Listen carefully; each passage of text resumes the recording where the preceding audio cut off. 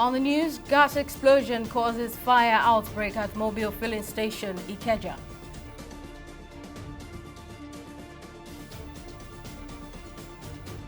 NNPCL's Group CEO Mele Kyari decries impact of petrol smuggling on Nigeria's oil and gas sector. And DSS denies raiding NLC headquarters in Abuja.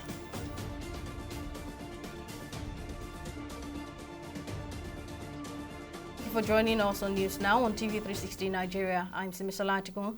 A fire outbreak at the Ikeja Mobile filling station has been put out by men of the Lagos State Emergency Management Agency LASEMA on Thursday, August 8. The fire, which was caused by a gas explosion during the offloading process, quickly spread through the station, leaving 10 persons injured and 9 vehicles burned. Our correspondent, Tamilare Akinkwoliye, who was at the scene, gives a report on the incident.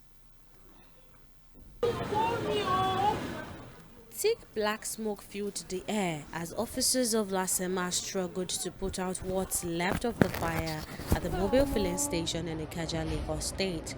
The cause of this devastating blaze is a routine gas offloading operation that turned disastrous. 9 vehicles were completely charred in the blaze as the owners watched helplessly as their properties were consumed by the fire. The inferno has left 10 people injured, with burns ranging from minor to life-threatening. Officials of LASEMA said they responded swiftly to a distress call at 10 a.m. and hurriedly put the fire under control to prevent further spread and damage. Within 45 minutes after the incident occurred, Lagos State Fire and Rescue and LASEMA, leading other stakeholders, were able to swiftly move into action and were able to combat the fire and put out the fire from the epic center. So far, casualty, 10 of them, one of them suffered 80 to 90 degrees of burns. So the rest were treated here by the LASAMBOS, Lagos State Ambulance Service. They did a very great job in, administering medical response effort to stabilize the victim. Most of the other vehicles who were here at that point in time have also been evacuated to a certain extent, even though some have been burnt beyond measure. And I believe that the fuel station itself is putting together measures to take records of most of these things. We cannot tell you the number of cars that were affected or the number of persons that were affected, but I know that some people sustained injuries and some cars were affected. But all in all, maintenance of law and order has been top-notch with the help of the security agencies on ground. Victims recount that the incident happened in a blink of an eye, leaving them with no choice but to run to safety. This is my Korokwe that got born in Mobi here.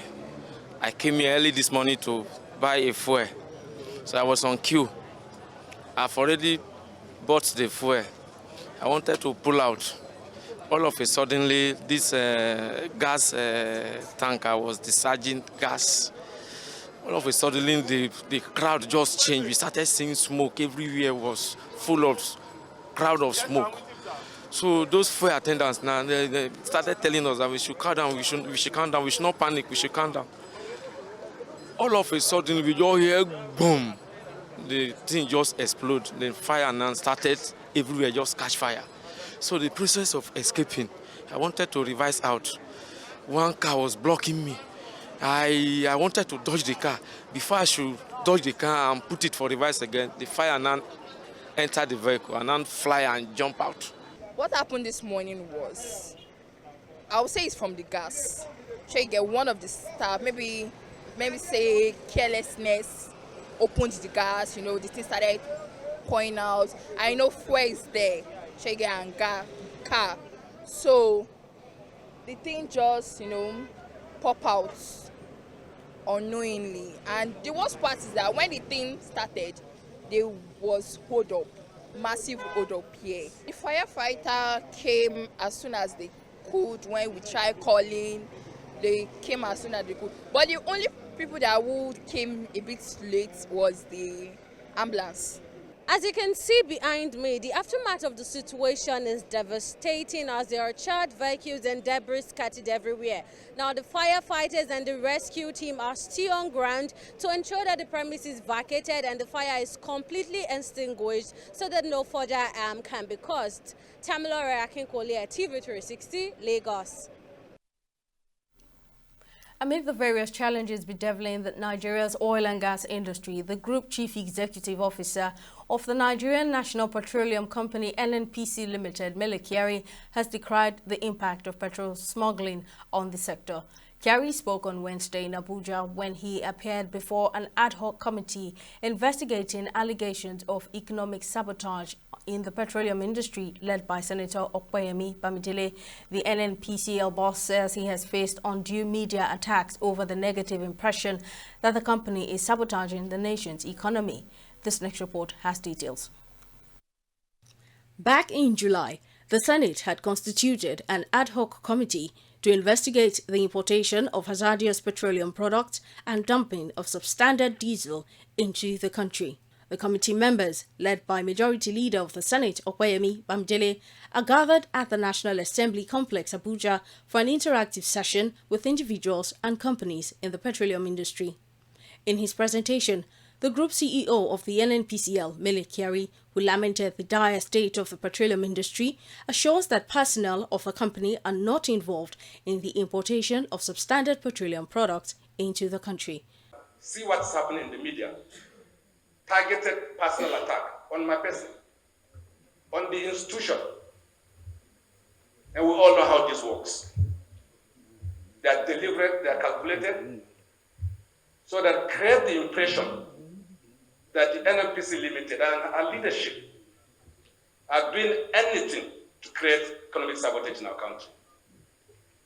It is far from it, Mr. Chairman. This company has grown, Mr. Chairman. We're proud to say this. From a lost company for 43 years to a profit-making company today, Mr. Chairman. Mr. Chairman, this is very clear from everything you have said through this investigative hearing that you can see the majority of the issues you have raised have nothing to do with the NNPC Limited. Yet, everybody believes, by sheer misinformation, which my minister has highlighted, the NNPC is responsible for creating any economic sabotage in our country. Speaking further, the Group Chief Strategy Officer, Dangote Refinery and Petrochemicals Company, expressed appreciation to the NNPCL for the 60% supply of crude oil to the refinery, a submission which supersedes allegations of insufficient supply for its production demand by the Group Chief Commercial Officer of the company.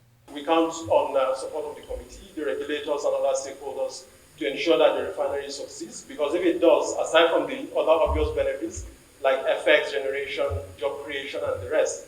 Most importantly, there is the psychological benefit of giving Nigerians and Africans in general the confidence that we can succeed. We can build big things and make them successful.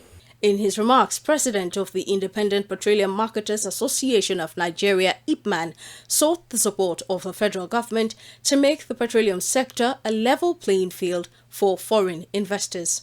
It is pertinent to note that the value chain in the downstream should be sustained to allow other investors to continue to play their role effectively. This will go a long way in protecting those who have invested in the oil and gas sector. On his part, Chairperson of the committee, Opeyemi Bamidele, expressed concern over the failure of government-owned refineries to function despite committing billions of dollars to their rehabilitation yearly by successive governments. We also have at hand a grievous issue of national concern that directly borders on the importation of hazardous and substandard petroleum products. And the essence of today's meeting is one, for us to be able to meet with the stakeholders and to be able to also make you to be a part of our agenda setting, and most importantly, to be able to appeal to all stakeholders in the meantime by saying, let the accusations and counter-accusations, stop. At the end of the interactive session, The Senate Ad Hoc Committee and personnel in the petroleum sector assured, among other things, that the identities of suppliers of adulterated fuel across the country will be revealed in due time. Simisola Adigun, TV 360 News.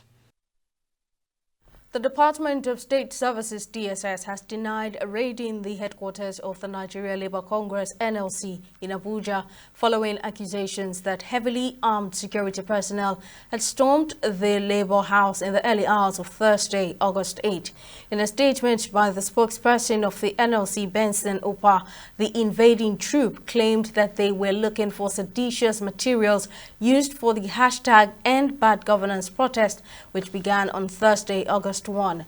According to Opa, the security operatives ransacked the bookshop on the second floor, carting away hundreds of books and other publications. Responding to this allegation on the agency's X handle, the spokesman of the DSS, Peter Afunaya, who denied the report, said their operatives had no involvement in the incident. And now to education. The Nigerian government has announced plans to review the merger of federal technical colleges and science schools in the country to unbundle them. Minister of Education Tahir Maman disclosed this at a one-day stakeholders meeting on the challenges and issues affecting technical colleges in the country, where he expressed displeasure over the merging of technical colleges and colleges of science, saying it eroded the gains of establishing technical colleges across the country. He explained that technical colleges ought to be strictly for pupils with an interest in technical education, just as he emphasized it was clearly a mistake to have merged both schools. Meanwhile, stakeholders in Nigeria's education sector have urged state government across the country to establish vocational skills training institutions in their respective states to help address the issue of youth restiveness and migration to other countries.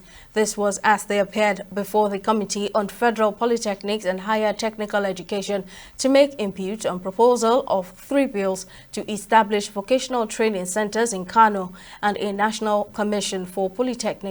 Among the 3 bills seeking stakeholders' input are a proposal to establish a vocational and entrepreneurship institute in Okota, Oshodi in Lagos State, a federal vocational and skills acquisition college in Yankaba in Kano State, and the creation of the National Polytechnics Commission. While laying emphasis on the need to properly streamline vocational skills in the nation's education system, the stakeholders urge state governments to follow suit with Kano and Lagos, saying it will help bridge unemployment. We have the polytechnics, we have the monotechnics, and we can also have the VTIs, so that they will concentrate not in doing diploma programs, but on vocational skills. There are areas that somebody mentioned it. If you have a certification in welding, the kind of money you earn today, even the PhD holder doesn't earn that one. So these are the kind of skills we need to identify, and we can continue to have oversight on those aspects. It is imperative that we equip our youth with relevant skill and knowledge. The proposed agency and institution will serve as a beacon of excellence, providing qualitative education that meet international standards while also tailoring to meet our local needs. The chairman and distinguished colleagues, in the recent years, there have been an increased recognition of critical role that technical and vocational education will play in nation development. Nigeria will not be left out. It is no longer sufficient for educational institutions to be mere impact theoretical knowledge. And we must equip our youth with practical skills that will enable them to strive in ever-evolving job markets. As you may be aware, the objectives of this establishing vocational entrepreneurship and skill acquisition institution in Nigeria is to train technicians and middle-level personnel that would serve as catalysts for a rapid industrialization and development of the real sector of the economy. Therefore, the need for all stakeholders here present to be dedicated and committed in the efforts of improving and developing our educational sector by being objective, constructive in our inputs and opinions on all contending issues on the bills. We'll take a break now, but still to come, Nobel laureate Mohammed Yunus returns to Bangladesh to lead interim government. Stay with us for details.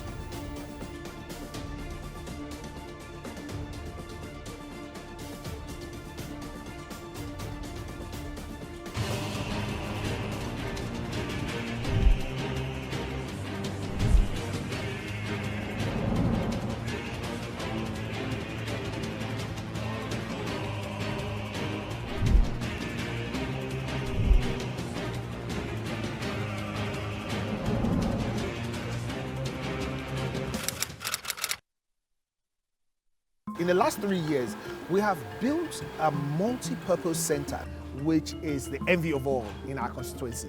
And I can tell you that the people who are living there are already enjoying it. Guy, do you think what this man just said is true? See, I seriously doubt. I'm sure it's one of those their silly lies. And wait, do you know there's a way to find out if these things he's saying is true or not? This is the Construct app. It gives people like us a sure way to track implementation of constituency projects. It gives valid and verified information on location of projects, amounts allocated, amount funded, the level of job done, and even the profiles of concerned legislators. You and I can post directly on this app. Are you serious? This is the Go-To app if you want to know how our Commonwealth is being expanded by the government. Wow. Let's even see if what this man said is true. Show me. The Construct app is developed by Other Paper Nigeria with support from USAID and is available on both Google Play Store and Apple Store. And it's true. Of course, I told you.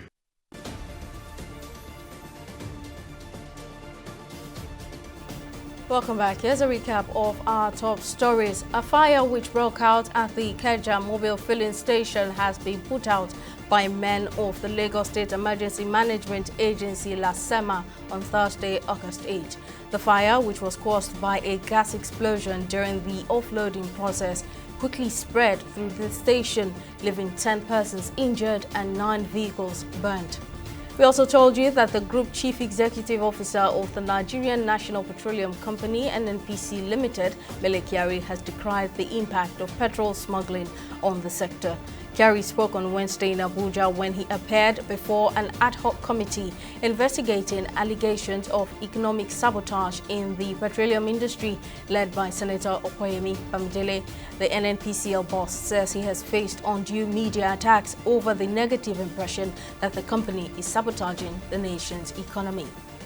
Now, in case you missed any of our news bulletins or for more updates, you can catch us on Limex World TV and AVO TV or log on to our website at www.tv360nigeria.com. You can also follow us on our social media platforms on Twitter, Instagram and YouTube at TV360 Nigeria or download our mobile app on Google Play Store, Huawei App Gallery and Apple Store. On Facebook, we're at TV360 Online.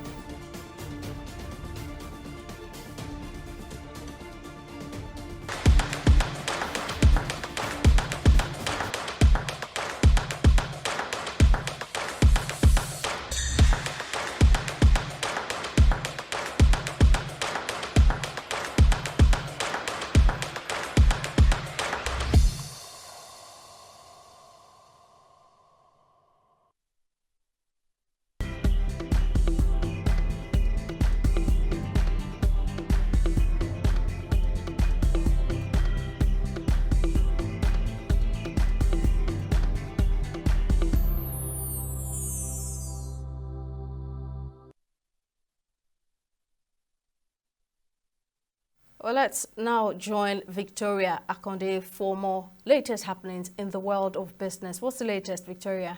Thank you so much, Misola. Welcome to Business News. Now, the Minister of State for Petroleum Resources, Enikin Lokpobiri, has reiterated the federal government's commitment to supporting the $20 billion Dangote refinery in Lagos. Speaking before an ad hoc committee led by Senator Okoyemi Bamidele in Abuja on Wednesday, the refinery alongside other modular refineries. He also expressed the government's commitment to completing the rehabilitation of the 3 state-owned refineries to reduce the level of imports that they need to be able to serve the needs of Nigerians. On his part, Minister of Finance and Coordinating Minister of the Economy, Wale Edun, said the federal government is committed to developing the petroleum sector.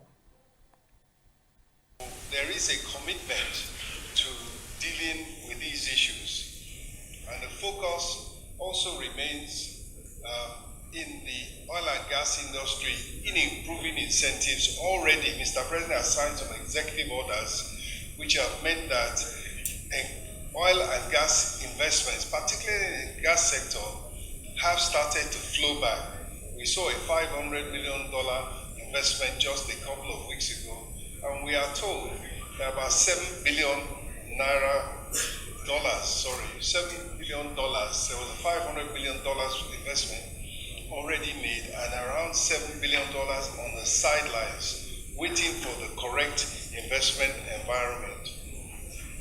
The outlook for oil prices for the rest of this year and beyond is positive, is strong.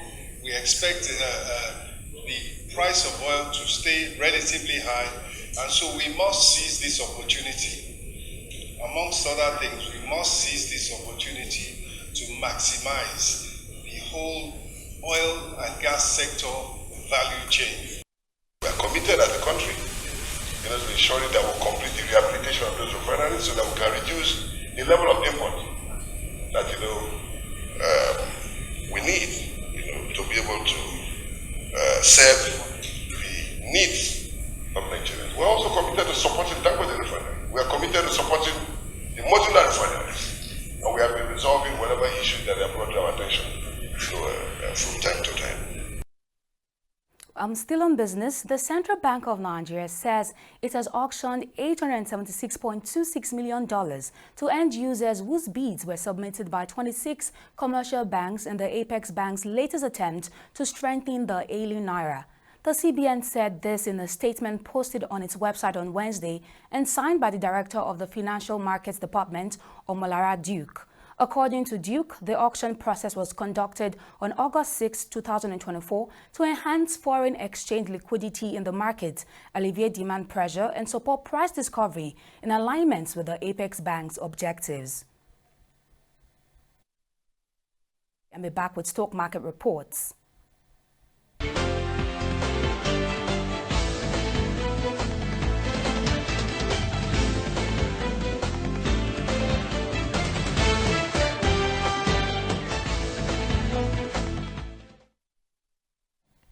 It's the fourth trading day of the week, and the Nigerian exchange market closed in positive territory, advancing by 1.05%. The market capitalization now stands at over 55.72 trillion naira. Now, leading today's gainers is MTN Nigeria, which closed at 198 naira per share, followed closely by Vitafoam Nigeria at 19 naira 25 kobo per share. Overall, 117 NGX-listed equities were traded today, with 33 gainers and 20 losers. At the close of today's session on the Nigerian Stock Exchange, over 604 million of shares were traded across 958 deals, totaling a market value of over 13 billion naira. When compared to Wednesday's session, today's data shows 5% decline in volume, 8% decline in turnover, but 7% decline in deals. Now, shifting our focus to the global market, the US Dow Jones closed in the bullish territory, while the Japan's Nikkei and the UK's FTSE ended in the bearish territory. Now, in the foreign exchange market, the naira appreciated by a small margin against the US dollar, trading at 1,650 naira on the black market, while the British pound traded at 2,100 naira and the euros traded at 1,730 naira. And that's it on both business and stock market reports. Over to you, Simi, for the rest of the news. Thank you very much for that update, Victoria. And on the foreign scene, the World Health Organization, the WHO, has called for an emergency meeting to discuss a jump in mpox cases spreading from the Democratic Republic of Congo, DRC. The Director General of the WHO, Tedros Ghebreyesus, announced this on Wednesday amid an outbreak that has seen nearly 27,000 cases in the DRC and claimed about 1,100 lives, many of them children. Ghebreyesus says he convened the meeting after cases of Mpox appeared to spread to countries such as Burundi, Kenya, Rwanda and Uganda, where they had not been previously reported. The committee will advise the WHO on the question of whether the outbreak represents a public health emergency of international concern, the highest level of alarm that the WHO can sound. And in Bangladesh, Nobel Peace Prize-winning economist Muhammad Yunus has returned to the country to head an interim government after weeks of student-led protests forced Prime Minister Sheikh Hasina to resign and flee to India. The 84-year-old arrived in Dhaka following medical treatment in Paris after protesters backed him for the role in a caretaker government tasked with holding elections for a new leader. He is scheduled to be sworn in as head of the country's interim government on Thursday night. Finally, the Minister of Sports Development, John Eno, has rallied support for the Nigerian athletes currently competing at the ongoing 2024 Olympic Games in Paris. According to a post on his X account on Thursday, Eno said the Nigerian athletes are giving their best and making the nation proud. The minister urged Nigerian athletes to persist and exhibit their talents and tenacity in the true spirit of Nigerian sportsmanship. Still on sports, Nigerian sprinter Favour Phili has shifted her focus to the women's 4x100 meters relay after finishing 6th in the women's 200 meters final at the Paris 2024 Olympics. The 21-year-old disclosed this on social media while expressing her thoughts on her last race. Phili, who competed from lane 9, clocked 22.24 seconds, just 0.04 seconds behind bronze medalist Brittany Brown of the United States. Well, that's it on News Now. Thank you for watching. We'll see you next time.